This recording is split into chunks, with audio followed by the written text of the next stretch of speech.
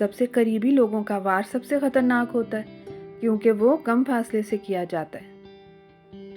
ٹوٹے ہو، ٹینشن ہے، بکھرے ہو، اکیلے ہو، تو پھر چائے سے بڑھ کر کیا؟ پر ایک بات یاد رکھنا، روٹھے ہوئے لوگوں کو منایا جا سکتا ہے، بدلے ہوئے لوگوں کو نہیں۔ اور پھر سب سے گہرے الفاظ، کچھ نہیں، جسے ہر انسان سمجھ نہیں سکتا۔ اور پھر حقیقت تو یہی ہے کہ ہر کچھ نہیں کے پیچھے بہت کچھ ہوتا ہے۔ وقت گزرنے کا پتہ نہیں چلتا، مگر گزرے ہوئے وقت کے ساتھ لوگوں کا پتہ چل جاتا ہے۔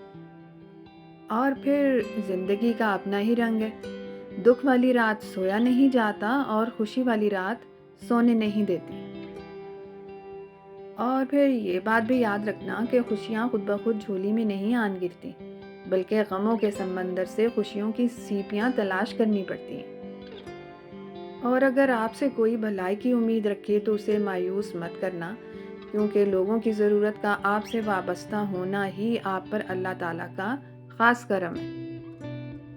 انسان جتنا ذہین اور مہربان ہوتا ہے اتنا ہی لوگوں میں اچھائیاں دیکھتا ہے، اور جتنا احمق اور برا ہوتا ہے وہ اتنا ہی دوسروں کے عیب دیکھتا ہے۔ پر لوگ بھی کتنے عجیب ہوتے ہیں نا، غلط ثابت ہونے پر معافی نہیں مانگتے، رابطے توڑ لیتے ہیں۔ بس اسی لیے میں تو کہتی ہوں، چاہے کوئی کتنا ہی اچھا کیوں نہ ہو جائے، مگر چائے جتنا نہیں ہو سکتا۔ وقت کے ساتھ زخم بھر جاتے ہیں، لیکن کچھ دکھ ایسے ہیں جو دل کی گہرائیوں میں ہمیشہ کے لیے رہ جاتے ہیں۔ اور پھر جب مشکل وقت آتا ہے تو ہم اپنوں کو تلاش کرتے ہیں، لیکن یاد رکھیے گا کہ جن کو تلاش کرنا پڑے وہ اپنے نہیں ہوتے۔ اور پھر یہ کہ جب خواہشات مر جاتی ہیں تو پیچھے بس سمجھوتے ہی رہ جاتے ہیں، پھر ہم خوش ہوں یا اداس، اس سے کوئی فرق نہیں پڑتا۔ اگر لوگ ایک دوسرے کے بارے میں باتیں کرنے کے بجائے ایک دوسرے سے باتیں کریں تو کافی پریشانیاں ختم ہو سکتی ہیں۔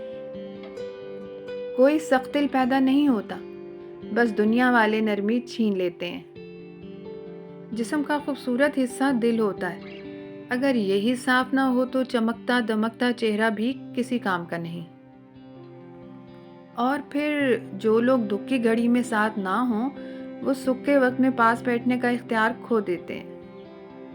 اور پھر یہ بھی کہ دھوکے کے بعد چائے ہی وہ دوسری چیز ہے جو بندے کی آنکھیں کھول دیتی ہے۔ جب انسان اچھے لوگوں سے بھی ڈرنے لگے تو سمجھ جائیں کسی نے اعتبار نہایت سلیقے سے توڑا ہے۔